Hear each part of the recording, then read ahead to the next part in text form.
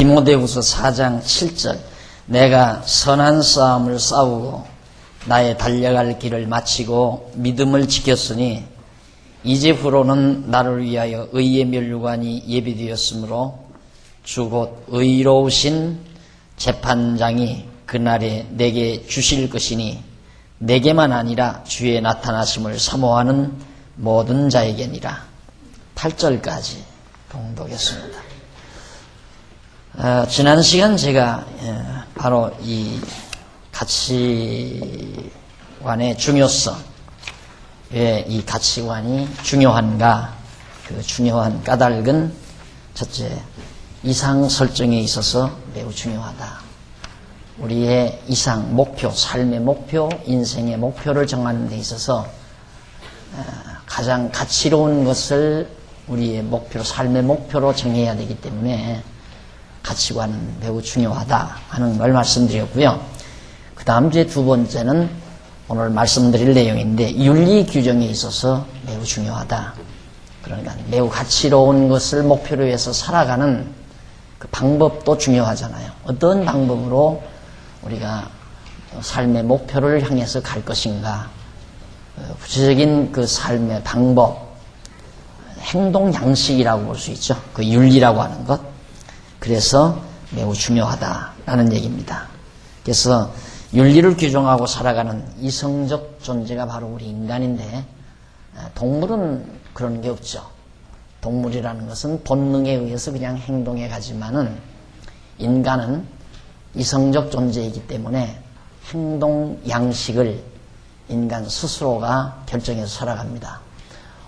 오늘도 제가 재직회 시작하기 직전 간단하게 말씀을 드렸지만은 역시 그런 것들이죠. 어떻게 우리가 선한 일을 해 가야 되겠는데 이 선한 일을 어떻게 할 것인가, 선한 일을 억지로라도 강요해서 해 나가야 되는가. 그렇지 않으면 선한 일이 억지같이 되지 않기 위해서는 허락 없이는 하지 않는다라고 하는 것이 하나의 우리의 신자들의 행동윤리라고 볼 수 있죠. 건덕이라고도 볼 수 있고 그런 것들이 이제 매우 중요하다. 뭐가 가치로운 거냐. 예를 들면 아까 말씀드린 대로 선한 일 자체가 가치로운 거냐, 안 그러면 행동에 있어서 우리가 행동하는 데 있어서 선한 일 자체가 중요한 거냐, 우리 성도들 간의 화목이 중요한 거냐. 그건 가치 매김에 달려있는 거죠. 어느 곳에 가치 매김을 둘 것인가. 만약의 경우 선한 일 자체에 가치 매김이 되면 가치를 그쪽에 실어주면 우리 교인들 사이에 서로 갈등이 있든 말든 억지가 되든 힘이 들든 관계없이 선한 일을 행할 수 있도록 이끌어 가야 되는 거고, 그렇지 않고 성도 간의 화목이 중요하다 라고 가치 매김을 그쪽에 실어주면 선한 일이 좀 늦어지는 한이 있더라도, 설령 그것을 못하는 한이 있더라도 안 하는 것. 왜? 억지같이 하는 건 가치가 없는 거니까. 바로 그런 것들이죠. 그래서 우리가 가치관 정립이라고 하는 것은 이렇게 이상, 목표만 설정하는 데 중요한 게 아니고 우리의 목표를 향해서 가는 삶의 양식, 행동 양식, 즉 윤리 규정을 하는 데 있어서도 매우 중요하다. 그러니까 다 지역마다 다르잖아요. 윤리라는 것이 동양 사람들의 윤리가 다르고 서구 사람들의 윤리가 다르고.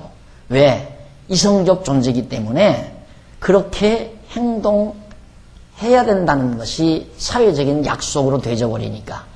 그러니까 이것은 윤리라고 하는 것은 구체적으로 무슨 법률로 제정하고 어떤 내교로 만들어내는 게 아니고 사회적인 약속이에요. 그냥 단순한 묵시적인 그런 삶 속에서 하나의 문화로 만들어져 가는 겁니다.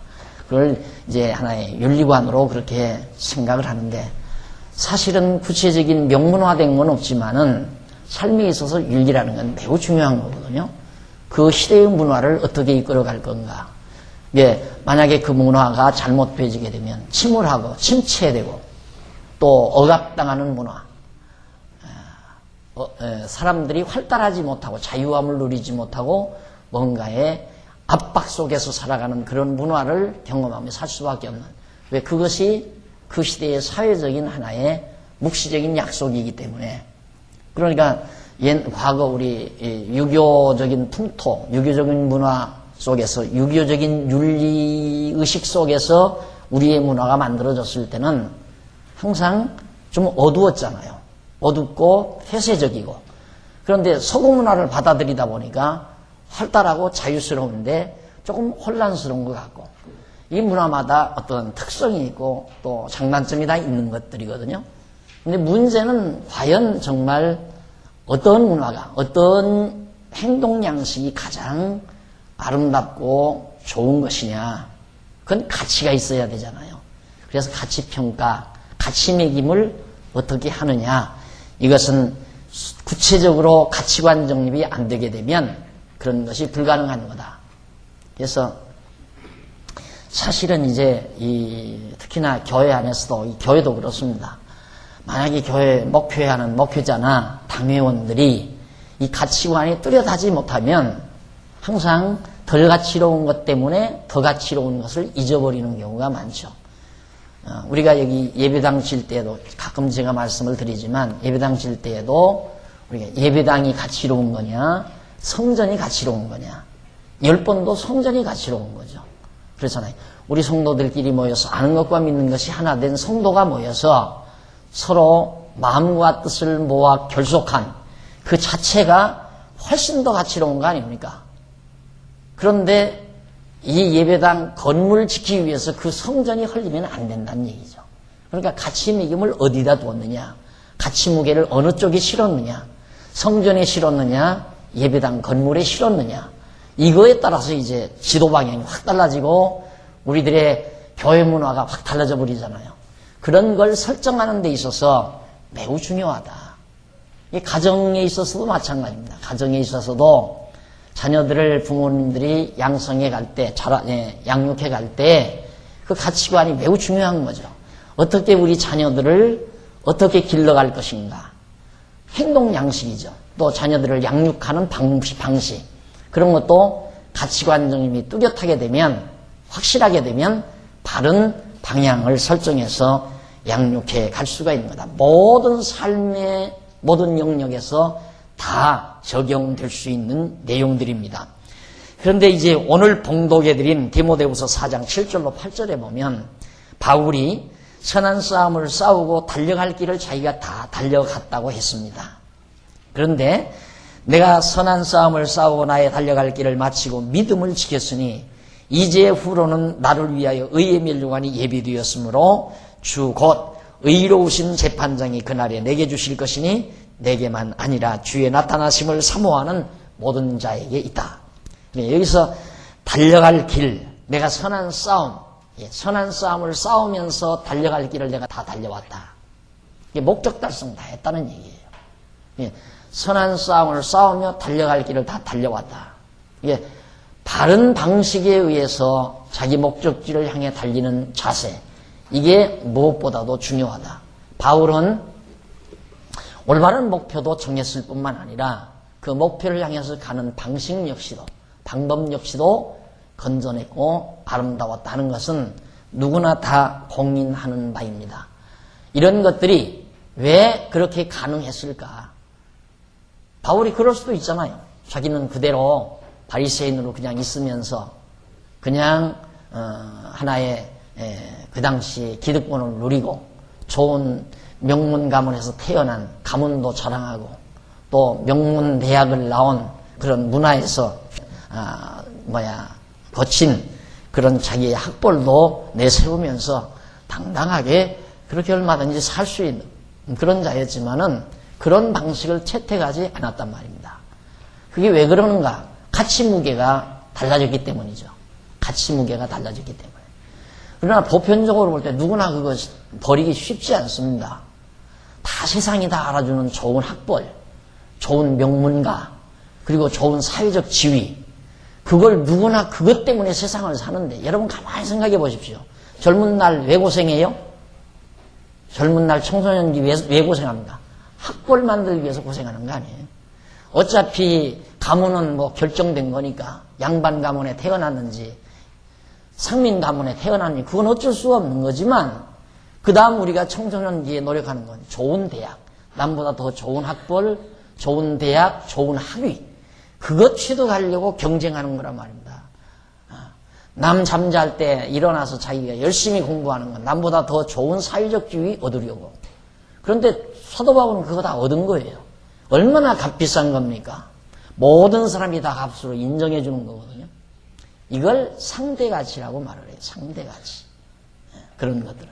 그러니까 모든 상대적인 모든 사람들이 다 가치로 인정하기 때문에 가치로운 것. 그게 상대가치죠. 그러나 사도 바울은 그런 상대가치에 마음을 빼앗기지 아니하고 자기가 발견한 절대가치를 발견한 거예요. 가장 고상한 것 발견한 거죠. 최고로 고상한 것. 그러다 보니까 상대가치는 이건 업다운이 되는 거예요. 올라갔다 내려갔다 그 가치가. 그러나 절대가치는 영원 불변의 것이죠. 사도 바울은 상대가치를 버리고 절대가치를 취득한 겁니다. 이건 쉽지 않은 거란 말입니다. 모든 사람들이 다 그걸 추구하는데. 그래서 나는 가끔 청년들에게 뭐 덕담을 얘기해 달라거나 뭐 한마디 해달라면 줄 서지 말고 살라. 그러니 줄 서지 말고 살라. 그 말은 무슨 얘기냐면 상대가치에 의해서 붙잡게 살지 말라고 말이에요. 옛말에 그런 말 있죠. 남이 못 쓰고 장애 가니까 못 쓰고 자기도 못 쓰고 장애 간다. 그런 말이 있잖아요. 그러니까 남이 한다고 해서 자기도 덩달라 그냥 뒤쫓아가는. 그러다 보면 항상 허덕이며 사는 삶입니다. 저 사람들이 저거 좋다고 그러니까 나도 좋은 줄 알고 쫓아가는 거예요. 가서 붙들고 보면 별것도 아닌 건데. 그래서 절대 줄 서지 말고 경쟁하지 말고 살라. 경쟁할 것도 없고 줄 설 것도 없고. 그건 뭐냐면 자기 가치에서 살라 그 말이에요. 사도 바울은 그렇게 살았습니다. 바울의 인생은 절대가치를 발견하고 절대가치에 비중을 두고 절대가치로운 삶의 방식에 의해서 그는 살았어요. 그 절대가치의 삶의 방식이 뭐였는가? 그걸 위해서라면 내맞음도 불사하고 배고픔도 불사하고 헐벗음도 불사하고 멸시와 천대도 불사했다는 거. 근데 그런 정도 되면 남이 나를 멸시하면 멸시한 사람이 측은하고 불쌍하게 보이지 나를 멸시했다고 해서 야, 너 두고 보자. 그리고 일을 가는 게 아니에요. 불쌍한 거죠. 자기를 멸시하고 천대하는 사람을 불쌍히 여기고 자기를 학대하는 사람을 불쌍히 여기고 바울이 바로 그런 절대 가치에 준하는 그런 무게를 자기의 삶의 방식에 행동 방식에 실어가지고 당당하게 살았다 이 말입니다. 매를 맞아도 당당하게 굶어도 당당하게 헐벗어도 당당하게 멸시를 받아도 당당하게 그렇게 바울이 살 수 있었던 것은 가치관에 의한 것이었다 이 말이죠. 그거 없이는 우리는 항상 감질난 삶을 삽니다. 감질난 삶. 그래서 남과 늘 비교해서 늘 자기 자신을 비하시키면서 나는 저 사람만 못하다. 내 집은 저 사람 집만 못하다. 내가 타는 차는 저 사람 차만 내 차가 못하다. 또 저 사람의 지위보다는 내 지위가 못하다. 그거에 늘 스트레스 받고 사는 것이 인생살이 아닙니까? 회사에 들어가도 자기보다 항상 앞선 사람이 있단 말입니다. 자기는 평사원인데 계장, 과장이 있고 부장들이 있고 다 있다 이 말이죠. 늘 스트레스 받는 거죠. 또 시가지에 나가봐도 자기보다 더 좋은 옷 입은 사람 천지고 자기보다 더 좋은 차 타고 다니는 사람도 천지고 자기보다 더 좋고 아름다운 널찍한 아파트에 사는 사람도 많다 이 말이죠. 자기보다 1년 수입이 더 많은 사람도 얼마든지 많고 그런데 그 경쟁심을 가지고 그런 틈바구니에서 살면서 행복을 기대한다? 하늘의 별 따기 같은 얘기입니다. 하늘의 별 따기 같은 얘기. 죽는 날까지 스트레스 받고 살아야 돼요. 죽는 날까지. 그럴 거 아니겠어요? 아파트 문간 드나들면서 보는 차마다 나는 언제나 저만한 차를 바꿔 타나. 저 인간은 어떻게 해서 저렇게 돈을 많이 벌어가지고 저렇게 비싼 외제 승용차를 타고 다니나. 이런 생각. 또 누구가 돈 벌었다면 열받아가지고 반맛 떨어지고, 누가 어디 땅 가는 것이 뭐 맺고 올랐다면 또 열받아가지고 반맛 떨어지고. 세상 그렇게 살다 죽어가는 게 아니겠어요? 상대적 가치에 매여 사는 처절하고 가련한 인간들의 삶의 비참한 모습이라는 거. 이거 철저히 자기 자신을 비판하지 않고는 못 찾아낸다 이 말이죠. 거기서 무슨 행복이 있겠어요? 근데 바울 행복했잖아요. 항상 기뻐했잖아요. 감옥 안에 있으면서도 그가 할 수 있었던 것은 누구도 인정하지 아니하는 상대 가치가 아니라 하나님께서만 인정하는 이 절대 가치에 무게가 실리니까 그 무엇에도 좌절하거나 절망할 줄 몰랐던, 감옥 안에 들어가서도 당당할 줄 알았던 그런 삶의 여유로움과 풍요로움이 그의 인생을 지배했다는 것은 우리가 익히 다 알고 있는 사실입니다. 자, 이것은 정말 우리가 행복하게 살기 위해서가 아니라 하나님 앞에서 올바른 가치관에 의해서 삶을 살아가게 되면 행복은 저절로 결과적으로 우리에게 주어지는 것이다. 상상을 해보십시오. 모든 사람이 인정하지 아니하는 상대적 가치가 아닌 자기만의 절대적 가치, 여기에 비중을 두고 살아가는 사람을 누구가 실망을 시키며 누구가 그를 좌절하게 만들 것이며 누구가 그를 고통스럽게 만들 사람이 있겠는가? 그건 불가능한 거예요. 절대 불가능한 거라 이 말입니다. 그래서 바로 이 윤리 규정을 하는 데 있어서는 가치관이 참으로 중요한 것이다. 뿐만 아니고 골로새서 2장 6절로 7절에 보면 그리스도를 주로 받았으니 그 안에서 행하라. 그러므로 너희가 그리스도 예수를 주로 받았으니 그 안에서 행하되 그 안에 뿌리를 박으며 세움을 입어 교훈을 받은 대로 믿음에 굳게 서서 감사함을 넘치게 하라. 이것이 우리들의 구체적인 삶의 방법입니다. 우리는 어떻게 살 것인가? 우리의 이상이 설정이 됐다면, 참으로 절대가치에 의한 이상이 설정됐다면 그 이상을 향해서 우리는 어떤 방법으로 살아갈 것인가? 삶의 영역은 그리스도 안입니다.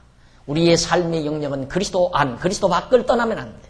그리스도 안을 떠나면 안 된다. 우리는 어디까지나 그리스도 안에서 산다.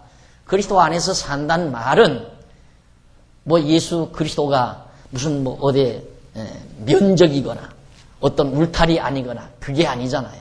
그리스도 안에서 산다 하는 이 말은 그리스도의 생명에 의해서 그의 뜻과 그의 경륜과 그의 생각과 그의 사상과 그리고 그와 함께 더불어 그의 지체로서 산다는 삶이죠. 이것이 우리의 행동, 삶의 영역입니다. 그리스도 밖을 떠나면, 그리스도 안을 떠나면 안 된다. 그리스도 안에서 살아야 된다. 이것이 우리의 삶의 영역이고, 그 다음 그 안에서 어떻게 이제 깊이 뿌리를 박으라 이 말이죠. 뿌리를. 거기서 뿌리를 박으라는 말은 정착하라는 얘기입니다. 그리스도 안에서 우리는 정착해서 흔들림 없이 뿌리를 박으라는 말은 모든 우리의 삶의 에너지를 그리스도로부터 공급받으며 사는 삶입니다.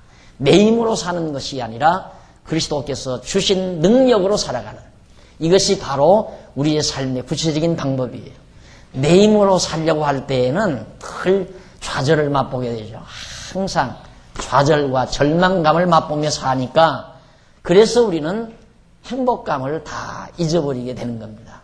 그러나 정말 우리가 그리스도 안에서 그 안에 뿌리를 깊이 박고 정착한다. 어떤 경우도 흔들림이 없는 삶, 뿌리를 박지 아니하면 요동하죠. 이리저리 옮겨갈 수 있지만은 뿌리를 박으면 옮겨짐이 없습니다. 그래서 정돈된 삶이라는 게 있잖아요. 그래서 사람이 저 사람이 정돈된 상태인가, 정돈되지 못한 분망한 상태인가, 뭘 어떻게 할 줄을 모르고 분망하게, 그냥 분망하게 사는 사람 있잖아요. 뭔가 안정감 없이. 누가 보아도 저 사람은 참 안정감이 있다. 심리적으로나 모든 면에서 안정감이 있다는 말은 뭔가 자기의 인격을 기준으로 해서 뭔가 지금 흔들림이 없는 분명한 무엇을 잡고 있다는 얘기예요. 그게 바로 뿌리를 박은 상태를 뜻하는 겁니다. 아직도 방황한다. 나는 지금 방황하고 있어. 이건 뿌리를 못 내린 거죠. 그리스도 안에 뿌리를 깊이 박고 그 다음 거기서 세움을 입어라. 자라나라 이 말. 뿌리를 박았으면 이제 자라나야 되잖아요. 세움을 입으라는 말은 자꾸 이제 성장해 가라. 그래서 자기 인생을 더 풍요롭고 더 우람하게 더 장엄하게 그렇게 가꾸어가는 그런 설기, 이런 것들이 바로 우리의 삶의 구체적인 방법입니다. 내가 뿌리가 흔들리게 되면 줄기도 역시 병들어가게 돼 있어요. 잎이 마르고 가지가 메마르기 시작한다는 건 뿌리가 흔들렸다는 얘기거든요. 뿌리가 견고히 내려서 줄기차게 뿌리가 뻗어가면 뿌리가 뻗는 만큼 가지도 뻗습니다. 내 인생의 풍요로움을 뿌리 없이 풍요롭게 만들려고 하는 것은 역시 하늘의 별따기 같은 얘기예요. 그래서 허풍이라는 게 있잖아요. 허풍이란 말은 뿌리는 죽었는데 가지만 엉성하게 만들어 놓는 것. 산에 가서 생나무 꺾어다가 땅에 꽂아놓으면 누구가 보아도 야 무성하다. 하루 이틀 지나면 다 말라 비틀어져 버리고 맙니다. 그걸 허풍이라고 그래요. 허세. 그래서 내용이 없는 경우에 허세를 많이 부리게 되죠. 사람을 딱 만나도 벌써 허세 부리기 시작하면 그 사람 알아볼 만하잖아요. 뭘 허세가 그렇게 많으면 벌써 내용이 없는 게 분명하단 말입니다. 오늘 또 날들어 또 한마디씩 하시더라고요. 목사님 그렇게 말씀 한마디 하시면 상처받는 사람이 많다 이거예요. 새로운 분들이 오늘 또 새로 등록하신 분들이 있는데 목사님이 그렇게 한마디 하시면 그분들은 그냥 크게 상처를 입는다 그런 얘기를 하더라고요. 그래서 내가 뒤따라서 이렇게 뭐 교인들의 수가 많아지고 연보가 많아지고 뭐 교회에 무슨 부동산이 많아지고 땅이 넓어지고 건물이 커지고 알맹이 없이 그거 커지는 걸 그걸 쭉정이라고 그래요. 우리 순수한 말로. 콩을 재배해보면 콩 껍질은 큰데 까보면 아무것도 없는 거 있어요. 그게 쭉정이에요. 허울은 큼직하고 좋아요. 그런데 알맹이가 튼튼하게 여물면 껍질은 저절로 커지게 돼 있어요. 외형에 신경 쓸 것 없다 그 말이에요. 껍질에 신경 쓸 필요가 없다. 정말 여기 찾아오는 성도들이 알차게 하나님 말씀에 기초해서 신앙적 인격으로 성숙해 가면 저절로 그건 이루어져 가는 건데 공연히 허풍 떨기서 우리 교회 재적수가 얼마다, 교인들이 몇 명이다, 지난해 몇 명 더 늘어났다, 연보액 수가 얼마나 커졌다, 이런 것 과시하기 위해서 그냥 자꾸 교인들 오는 대로 제대로 신앙생활도 안 하는 분들을 교인 취급해서 그렇게 하다가 보면 쭉정이 되고 마는 거예요. 쭉정. 그걸 내가 설명을 해드렸어요. 그러니까 야속하다고 듣는 분은 어쩔 수가 없어요. 야속한 게 아니거든요. 그러니까 그렇게 얘기하시니까 새로 오신 분이 그러더라고요. 아유 저는 오늘 목사님 그런 말씀이 너무너무 좋아요 그러더라고요. 도리어 새로운 사람은 너무너무 좋대요. 그런데 이미 계신 분들은 그냥 높아심에서 혹시나 상처 안 입으려나 그래서 이제 그러시는 것 같아요. 근데 상처 입으라고 하는 게 아니라 그게 맞는 얘기니까 하는 거예요. 문제는 어디다 가치 비중을 두느냐.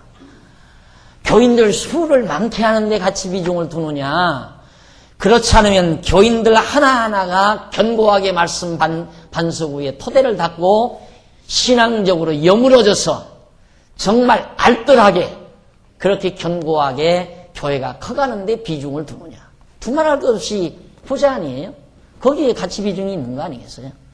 그러나 허세를 부리는 입장에서는 전자가 훨씬 좋은 거죠. 훨씬 교인들 수가 많다. 훨씬 많다. 예산도 누구보다 많다. 예배당도 누구보다 더 크다. 어느 교회보다도.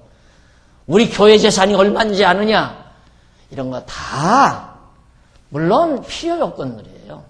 교인들이 많으면 건물이 커야 좋잖아요. 그러나 교인들은 적은데 건물만 커버리면 우리 장로님들, 집사님들 청소하기만 힘들고 나중에 팔아서 빵 사 먹을 테면 모르지만은 그러지 않을 바에야 큰 게 뭐가 그렇게 좋은 거냐 이 말이죠. 우리의 힘에 맞는 만큼이 좋은 거예요. 아파트도 그렇습니다. 아파트도. 두 식구 살면 방 2개면 딱 좋잖아요. 방 2개면. 그래야 부부싸움하면 하나가 저 방에 가서 잘 수 있으니까 방 하나면 안 되잖아요. 방 2개면 넉넉하다 이 말이에요. 3식구 살면 방 3개면 되는 거고 4식구 살면 방 4개면 될 수 있는 거 아니에요? 이게 적당히 해야지 2식구 살면서 방 4개 5개 되는 거 해놓고서는 그거 힘드니까 또 돈 벌어다가 사람 세워서 또 그 청소시키고 거기 돈 줘야 되고 그거 지키더라고 또 힘들고 나왜 그 허세 부리더라고. 허세. 너보다 내 거가 훨씬 크다. 이 허세가 세상에서 인정받는 가치 아니겠어요? 당연하잖아요. 여러분들도 예를 들어서 동창회 갔다. 그러면 미제 외제 세단 타고 온 친구하고 겨우 이제 요즘에도 뭐 프라이트 타고 왔다. 그러면 여러분 어떻게 같이 평가하시겠어요? 프라이트 타고 온 친구 별로 차 같이 마시고 싶은 생각 없을 거 아니에요. 세상이 그렇게 상대같이 평가하기 때문에 그건 어쩔 수 없다고 생각하면 항상 그 사람은 거기서 맴돌다 죽는 거예요. 그래서 사도 바울이 내가 예수 그리스도를 주로 받았으니 그 안에서 뿌리를 받고 거기서 세움을 입어 어떻게 교훈을 받은 대로 예수님께로부터 교훈 받은 대로 어디에 믿음에 굳게 서서 간단해요. 감사함을 넘치게 하라. 이게 우리의 구체적인 삶의 모습이에요. 이게 우리 생활 속에서 감사가 사라져버리면 그건 뭔가 지금 내가 흔들리고 있는 거예요. 내 삶 속에서 감사가 멎어져 버리게 되면. 어제 재미난 일 하나가 있었어요. 청소하시는 집사님이 차 키를 잊으셨어요. 차 키를 호주머니에다 놓고 청소하다가 잊으신 거예요. 암만 찾아도 나도 같이 찾아봐도 없어요. 야, 나도 답답한 거야. 아이고 차 키가 잊어버렸으니 어떻게 집에를 가요. 찾다가 할 수 없이 나도 조금 다른데 볼일 보고 가서 또 궁금해서 또 들어가서 보니까 다 웃고 계시더라고요. 차 키 찾았어요. 그래서 내가 한마디로 얼마나 행복하십니까? 네, 그래서 얼마나 행복하십니까? 그런데 지금 여러분 호주머니에 차 키 다 있죠? 근데 행복 안 하잖아요. 예? 잊어버렸다 찾으니까 행복하잖아요. 근데 내가 지금 가지고 있으면 안 행복한 거예요. 그냥 가지고 있는 건 행복하지 않은 거예요. 병들었다 나으면 행복해요. 병들었다 진단 딱 노리면 막 발발발발 떱니다. 죽을까봐. 그런데 병원 의사가 딱 오더니 아유 다행히 초기입니다. 한 3, 4일 치료받으면 깨끗해지겠습니다. 얼마나 좋아요? 얼마나. 근데 건강했을 때 하나 행복 안 하거든. 그것이 우리의 감각이 둔탁해져서 그래요. 우리의 감각이 무뎌져서 그렇다 이 말입니다. 그러나 이 무뎌진 감각을 세련되게 정리를 하게 되면 감사하는 게 어디 있어요? 감사하지 아니한 게. 저는 우리 김 장로님 김 장로님 여기 안 계시네. 우리 김수현 장로님만 보면 야 어떻게 이렇게 머리가 다 나 있냐. 볼 때마다 감사해요 진짜. 볼 때마다. 저기 계시네 진짜. 난 김수현 장로님 볼 때마다 머리 제대로 나 있는 것만도 너무너무 감사해요. 우리가 그만큼 무뎌 있다는 얘기예요. 감사할 조건이 천지거든요. 여러분 지금 병원에 안 누워 있잖아요. 병원에 신방 가보세요. 그때야 느낄 거예요. 그때 가서도 못 느끼면 병원 가서도 병원 신방 가가지고 무슨 딴 걱정 아이고 우리 애기 뭐 어쩌고 저쩌고 직장 걱정 뭐 학교 걱정 뭐 이런 걱정하고 있으면 진짜 무딘 사람이에요. 저도 병원에 갔으면 감사함이 나와야 되잖아요. 적어도 최소한 병원에 가면 야 어쩌다 나는 여기 안 실려왔냐. 너무너무 감사하다. 이만큼만 돼도 그래도 상당히 감각이 예민하게 청소된 사람이에요. 병원 안 가고도 하나님 어젯밤 또 건강하게 잘 잤습니다. 감사합니다. 이러고 아침에 일어나고 아침 밥상 먹고도 밥상 받고도 하나님이 좋은 음식 주셔서 감사합니다. 감사한 마음으로 먹고 또 이렇게 내가 오늘 이 아침 일할 수 있는 터전으로 달려갈 수 있어서 감사합니다. 또 두 눈 다 볼 수 있어서 감사합니다. 두 손 다 쓸 수 있어서 감사합니다. 이런 감사 저는 못 느끼고 우리 사니까 별 행복감이 없어요. 그런데 언제 느끼는가? 이러고 다니시는 분들 있죠? 이러고 다니시는 분들 보고 그래야 야 어쩌면 나는 저렇게 안 된다 감사하다. 이 정도면 상당히 감각이 다 상당히 청소된 분이에요. 그런데 그거 보고도 누가 저렇게 됐을까? 그러고 다니는 분에 대해서 도리어 불쌍히 여기는 사람, 그 사람은 상당히 무뎌진 사람이에요. 근데 그런 사람 안 보고도 나에게 이렇게 건강한 몸으로 살게 해주시니 감사하다. 이 감사가 있는 분은 정말 제대로 감각이 잘 정리되어 있는 분이라. 감사 안 할 게 어디 있어요? 감사 안 할 게 따지고 보면. 그런데 우리는 늘 경쟁 속에 살면서 불만, 내가 언제나 저 사람보다 더 낫게 될까? 언제나 저 사람보다 더 많은 걸 가질까? 언제나 저 사람보다 더 좋은 것을 가질 수 있을까? 이 생각 속에 사로잡혀. 왜? 그런 문화 속에 우리가 사니까. 우리 정말 우리 아이들 불쌍한 문화 속에 지금 던져서 사는 거예요. 네. 우리들이 지금 여기에서 사도 바울이 한 말씀대로 우리들이 그런 윤리 속에서, 행동 방식 속에서 살려면 우리 모두가 그런 가치관을 가지게 되면 가능한 거예요. 우리들끼리 서로 경쟁하지 아니하고, 서로 시기하지 않고, 늘 감사한 마음, 기쁜 마음, 이걸 가지고 살면 상대를 위해 줄 마음이 생기지 상대를 이용할 마음이 안 생긴다 이 말입니다. 죄송한 얘기지만 전 목회자로서 항상 그저께인가도 어느 분 상담하러 오셨기 때문에 제가 드린 말씀이고, 오늘 새로 오신 분에게도 제가 드린 말씀이지만, 혹시 우리 교회에 와서 사랑이 없다고 느끼실 수 있을지도 모릅니다. 이유는 왜냐면, 저는 그래, 항상 목회자 입장에서 새로운 분이 딱 오면 저 사람을 내가 이용할 생각은 절대 하지 말아야지. 이게 항상 나를 향해서 늘 쪼우는, 나를 자극하는 생각이에요. 내가 저 사람을 이용하지는 말아야지. 적어도 최소한 이용하지는 말아야 되고, 더 조금 한 발 더 나간다면 내가 저분에게 기쁨을 주고 평안을 줄 수 있는 사람이 됐으면 좋겠다. 이것이 내가 가지고 싶어하는 간절한 소원이에요. 그러나 때때로는 자꾸만 그런 쪽으로 유혹이 되니까, 예를 들면 교회에 많은 도움을 주는 분이 조금 빗나가려고 한다. 이럴 때 언뜻 이런 생각 첩짝 들어갔을 때, 그때 내가 얼른 내가 지금 놀라는 이유가 왜 놀랐는가, 그분을 위해서 놀랐는지, 그렇지 않으면 그분이 안 나오면 우리 교회에 큰 어려움은 아니지만 쉽게 말해서 우리의 교회가 힘이 떨어지니까 그런 건지. 그런데 거의 전자일 경우가 많을 때 너는 나쁜 놈이다 이 말이에요. 그 생각을 늘 제가 합니다. 항상 나를 향해서. 그렇기 때문에 사람들이 볼 때 잘 모르게 되면 그것이 싸늘하게 느껴질 거예요. 어떻게 저렇게 냉피동물처럼 저런가. 그러나 아는 사람이라면 얼마나 우리 영혼을 사랑하는 생각인가를 깨닫게 될 거예요. 자꾸 와서 뭐 도와주고, 가방 들어주고, 어서 오셨습니까? 어디서 오셨습니까? 추우시겠습니다. 옷을 만져주고, 이러면 사랑이고, 우리 교회 그런 거 없잖아요. 왜 그런 게 없는가? 전문가가 없어요. 우리 교회는 실제로 페이를 주어가지고 전도사 일을 시키는 분들이 없잖아요. 일반 교회는 그렇습니다. 딱 해서 당신 1년 목표 20명 딱 맡겨주면 자기가 어떻게든지 등록을 시키는 사람 20명을 채우기 위해서 눈이 벌게져요.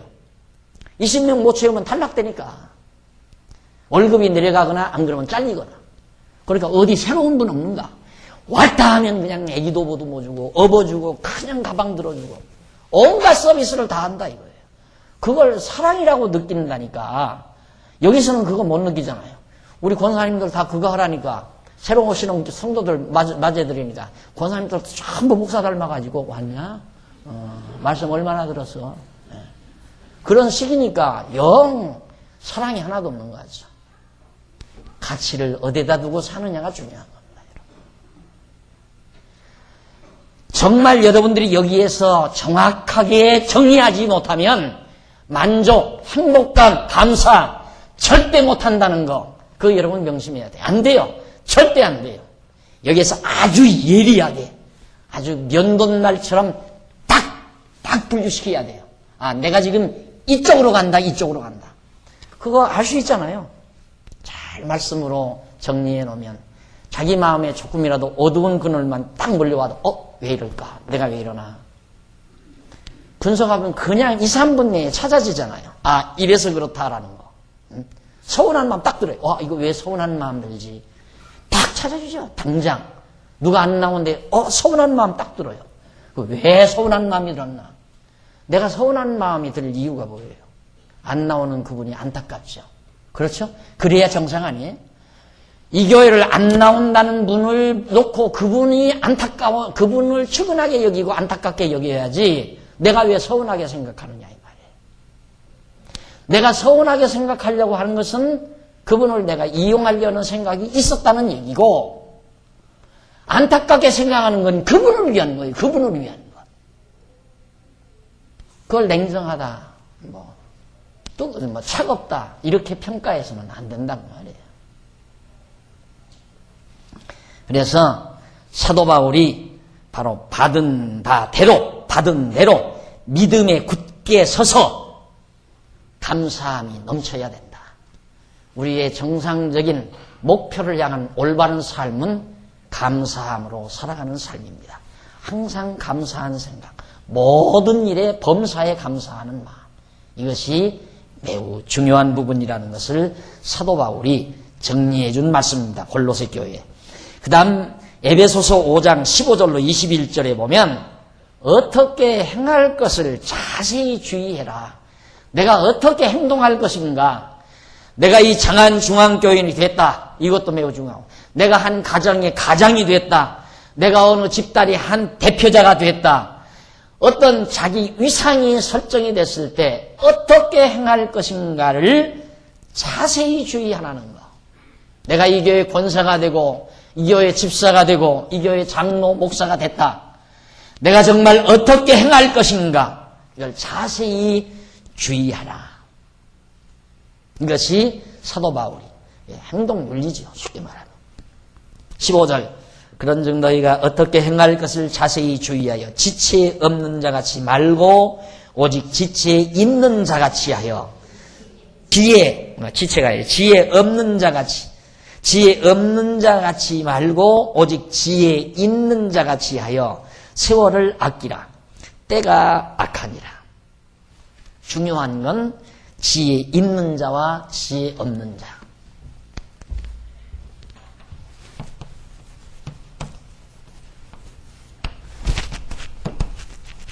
지혜 있는 자, 지혜 없는 자.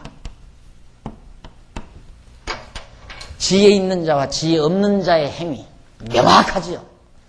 성 달라요. 아야 확 달라요. 빛과 어둠이 달라지듯이 확 달라요. 이거 저걸까 그거 혼돈할 이유가 하나도 없어요. 딱 달라지게 되죠. 환하고 어둡고 깨끗하고 더럽고 기쁘고 슬프고 미흡고 사랑스럽고 미흡고 아야 쫙 갈라져요. 그래서 지혜 있는 자같이 행하라는 것이 행동의 가장 중요한 방식이에요. 지혜 있는 자같이. 지혜 있어야 당연히 지혜 있는 자의 삶이어야 올바른 바로 가치 있는 행동 윤리가 된다 이 말이죠. 지혜 있는 자의 삶이. 그래서 거기 보면 왜냐하면 세월을 아끼라. 때가 악하니라. 세월을 아끼는 것이 바로 지혜 있는 자의 삶이다. 그럼 세월을 아낀다는 말은 이건 부지런, 이건 게으름이죠. 게으름. 딱 드러나잖아요. 지혜 있는 자는 세월을 아끼라. 세월 아낀다면 시간 아끼라 이 말이거든요. 시간이라는 한정돼 있잖아요. 모든 자원이 한정돼 있듯이 하나님께서 나에게 주어진 유한세기에서 주어진 시간이 70년이면 70년, 80년이면 80년이라는 시간이 딱 한계에 지어져서 준 거예요.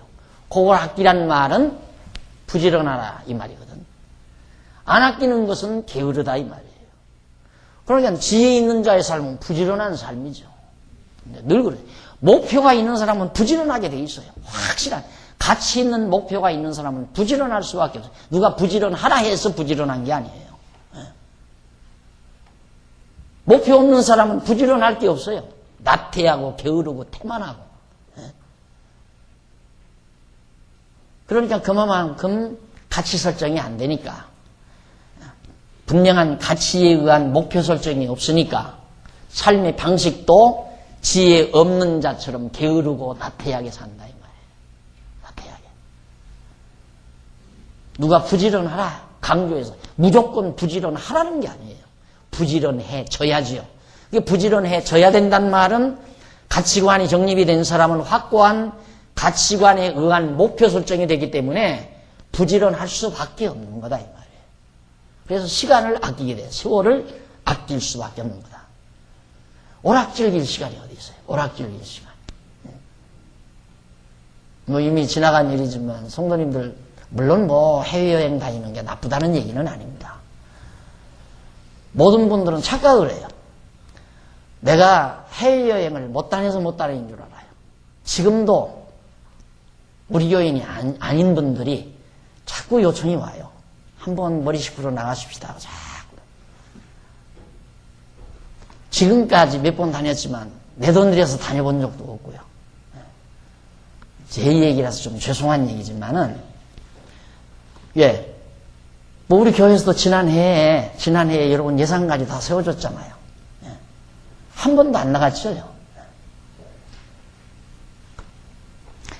내가 해야 할 일이 있다고 생각하니까 해야 하는 일을 하는 것이 기쁨이고 즐거움이고, 그 일이 피곤하면 못하는 거죠. 어떤 일을 할 때 내가 피곤하다라고 하는 것은 실증난다는 얘기거든요. 실증난다는 말은 가치가 없다는 말이고, 그래서 하기 싫으면 하지 말라고 말해요. 뭔 일이든지 하기 싫은 걸 왜 하느냐. 나는 우리 집 아이들한테도 그래요. 공부하기 싫으면 하지 말아라. 직장 다니기 싫으면 다니지 말고 뭐든지 하고 싶으면 해라. 그게 표준이에요. 그게 어디서 나온 원리인가? 바로 이 원리예요. 내가 하고 싶다고 하는 것은 보람을 느끼는 일이고 가치 있다고 생각하는 일이기 때문에 하는 거예요. 그 일일이 강요해서 너 이래야 한다, 이래야 된다, 저래야 된다 방법만을 일러주면 도리어 부자 간에, 부모 자식 시간에 등갈만 나요. 점점 멀리하게 되고 피하게 되고, 또 아버지 만나면 또 아빠 만나면 또 뭐 잔소리 또 늘어놓겠지. 너 왜 이러느냐 저러냐 해서 점점 거리만 멀어지는 거죠. 표준만 딱 세워줬어. 하고 싶은 거 해라. 뭐든지. 그 대신 즐거움으로 해라. 공부도 즐거워야지. 안 즐거운데 그걸 뭐 하랍니까? 즐겁지 않은 거. 즐겁지 않은 공부를 하니까 사기꾼 되잖아요, 전부. 도둑질하는 사람 돼버리는 거. 즐거움으로 해야 도둑질할 마음도 없는 거죠. 그렇잖아요. 그러니까 이 말이 상당히 너무 이상적인 얘기로 들릴 가능성이 있어요. 너무 이상적이다. 아니에요. 이상적인 게 아니에요. 사도 바울이 이게 자기가 실제로 살면서 교훈한 얘기예요. 바울도 우리와 똑같은 성정을 가진 사람이에요. 가치관만 분명하면 되는 거예요. 가치관만 분명하면. 확고한 가치관만 가지면. 뭐가 중요한가? 무엇가 중요한가? 여러분들도 그러잖아요. 정말 내 인격을 잘 갖다 놓는 게 중요한가? 안 그러면 값비싼 옷을 입고 좋은 화장품을 하는 겉을 꾸미는 게 중요한가? 누구한테 쉽게 물어봐도 그거야. 인격을 잘 갖다 놓는 게 중요하지. 그런데도 그쪽으로 생활이 옮겨져 가는 게 아니라 다른 사람은 국산품 지하도에서 사입은 값비싼 헐값의 옷을 입었는데 나는 기어코 백화점에 가서 고급 외제 양복을 입어야만이 직성이 풀리는 그런 삶을 살아진다 이 말이에요. 근데 문제는 왜 그러는가? 쉽게 말해서 일단은 그렇게 쉽게 할 수 있지만 그렇게 안 되지는 이유는 확고한 목표가 설정이 정말로 자기가 삶의 분명한 가치로운 목표 설정이 안 되니까 방법에서도 헷갈리게 되는 거예요. 아는 건 이것이 옳다고 생각하면서도 실제 행동은 반대로 행하는. 그래서 괴리현상이 내 삶 속에서 인격적 괴리현상이 나올 수밖에 없는 거.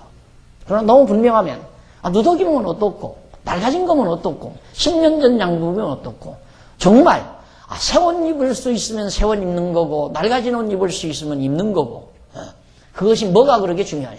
그래서 사도 바울이 말한 게 뭐냐면 가난에 처할 줄도 알고 부요에 처할 줄도 안다. 나라고 해서 저택에 살지 못한다는 법이 없잖아요. 살 수 있으면 저택에 사는 거죠. 몇천 평 정원 꾸며놓고 저택 우람하게 지어놓고 즐기면서 살 수 있는 거죠. 그러나 그것이 목적은 아니지 않느냐 이 말이에요. 그러니까 가난에 처해서 어느 산모롱에다가 통나무집 지어놓고 풀 뜯어다가 지붕 얹고 박농굴 올리고 고구마 심고 감자 심고 강냉이 심고 그러면서 산다고 해서 그 인간이 아닌가요? 삶의 방법이 그렇게 중요한 거냐 이 말이죠. 문제는 목적이 중요한 거지. 그래서 바울이 가난에 처할 줄도 알고 부요에 처할 줄도 안다. 이것이 바울의 삶의 멋이었어요. 멋. 자, 그래서 바울은 말하기를 여기 나오잖아. 그러므로 17절 어리석은 자가 되지 말고 오직 주의 뜻이 무엇인가 이해하라. 지혜로워야 주님의 뜻을 이해하죠. 그래서 어리석은 게 뭡니까? 술 취하지 말라. 이는 방탕한 것이니 오직 성령의 충만함을 받으라. 성령 충만. 이건 술 취함. 딱딱 갈라지잖아요. 성령, 지혜로운 자의 삶은 성령 충만이지만 지혜 없는 자의 삶은 술이라도 취해야 산다고 말이에요. 오전 시간 제가 그러잖아요. 그 술 먹겠다는데 왜 그거 못 먹게 하느냐 이 말이야. 예? 그거라도 취해야 살죠.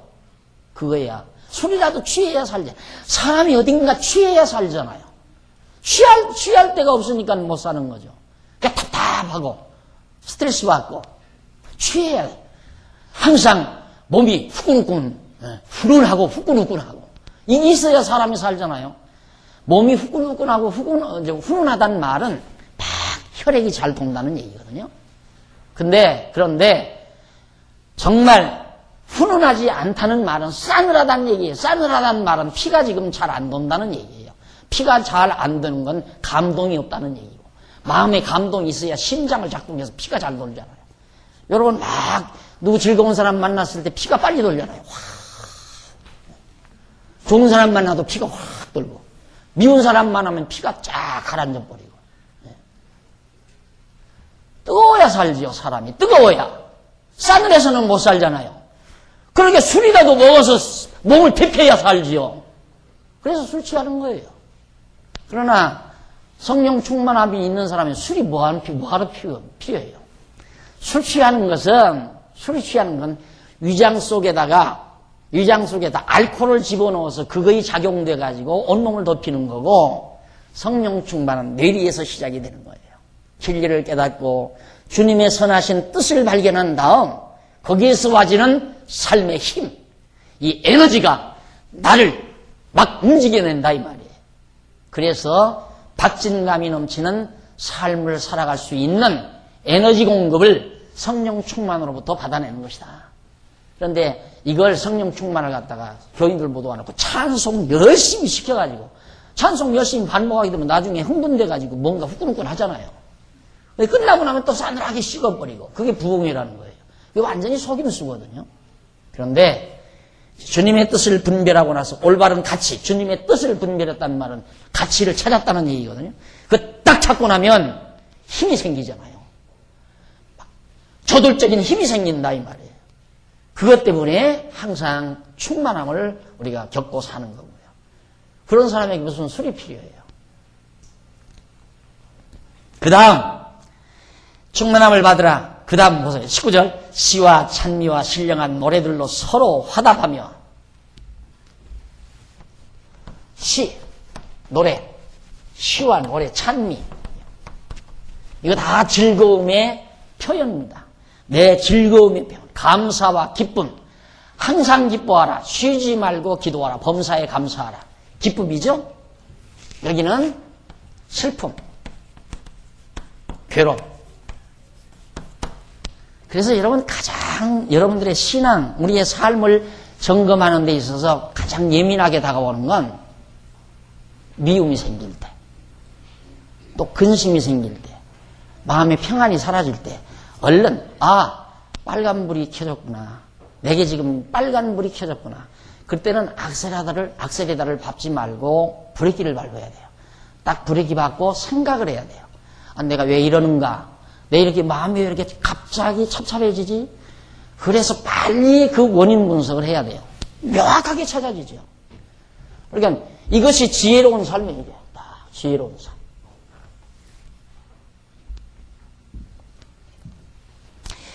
그러면서 화답하며 너희 마음으로 주께 노래하며 찬송하며 20절 범사의 우리 주 예수 그리스도의 이름으로 항상 아버지 하나님께 또 감사가 나오잖아요. 감사. 여기는 원망.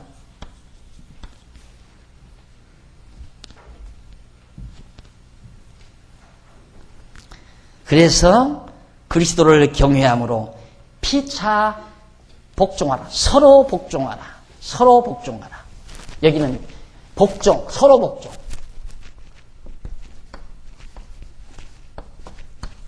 여기는 경쟁. 경쟁에서 벗어나면 행복합니다. 경쟁에서 벗어나면 행복해요. 근데 경쟁에서 누가 벗어날 사람이에요? 뭘로 경쟁에서 벗어나요? 응? 경쟁에서 벗어날 길이 없잖아요. 우리 문화가 그런 문화인데 그걸 발전이라고 생각하는 거예요. 이게 얼마나 좀 죄송한 얘기면 돌머리입니까? 사람이 계속 경쟁해서 이기면 이게 발전이다.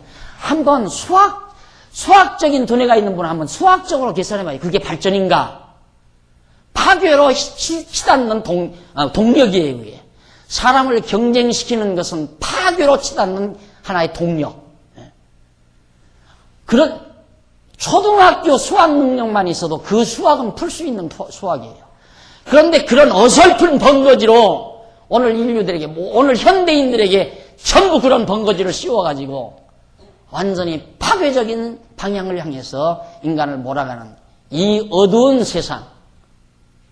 여기에서 바로 우리 교회의 존재의 의미를 가지는 겁니다. 교회를 사랑해야 되는 이유도 있고, 교회를 아끼고 우리 교회를 정말 가다듬어야 되는 사명도 그래서 나오는 거고. 너무 분명하잖아요. 이건 서로 복종이에요. 내가 너의 종로로 대주는 거예요. 섬겨주는 거죠. 그래서 보세요. 우리 교회에 처음 일찍 나오셔가지고 오랜 동안 신앙생활 하신 분들 다 권사되고 집사되고 장로돼서 열심히 벌어다가 연보하고 열심히 나오셔서 봉사하고 걸레 들고 청소하고 온갖 종로로 다 해가면서 누구를 위해서 그러는 거예요?